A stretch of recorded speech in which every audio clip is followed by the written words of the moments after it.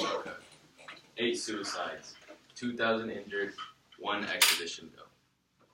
Hong Kong is facing one of the longest periods of civil unrest in their country in recent times, and this is due to the large amount of public backlash on the Fugitive Offenders Amendment bill. The constant unrest is going on to its 20th week this year, and today I will explain the reason for why one of the world's most densely populated cities is in such civil unrest. In March of 2019, the Fugitive Offenders Bill was passed in Hong Kong. The issue residents had with the passing of the bill was that this meant that certain criminal suspects could be extradited to foreign countries such as China, Taiwan, and other neighboring countries to be put to trial over there. The fear of Hong Kongers was that this bill symbolized an invitation for China to get involved into domestic affairs through criminal affairs in the first place. Under the One Country, Two Systems Agreement, Hong Kong is allowed to be classified as a semi-autonomous region in which they can practice their democratic political system in contrast to the Chinese traditional authoritarian system.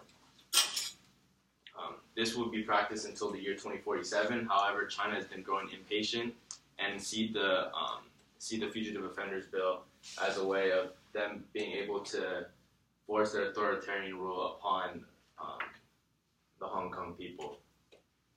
The significance of this is that Hong Kong gives their people significant civil rights that China does not give theirs, such as the freedom of speech, freedom of press, freedom to assemble, and the right to vote.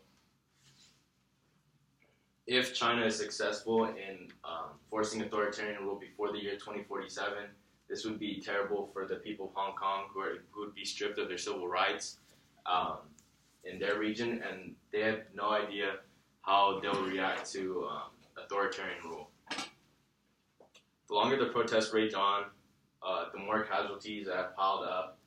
As you can see, protests have become a little bit more violent in the past days. There have been shots into the crowds, assault of police officers, and overall, China is seeing this as fuel to the fire so then they can be able to come in and settle diplomatic matters. China must resolve the conflict at hand by simply allowing Hong Kong to do its thing until the year 2047. While they may not agree with democratic practices in a region that they control, they must let it go for as long as possible just to be able to allow amnesty to reestablish the connect between China and Hong Kong.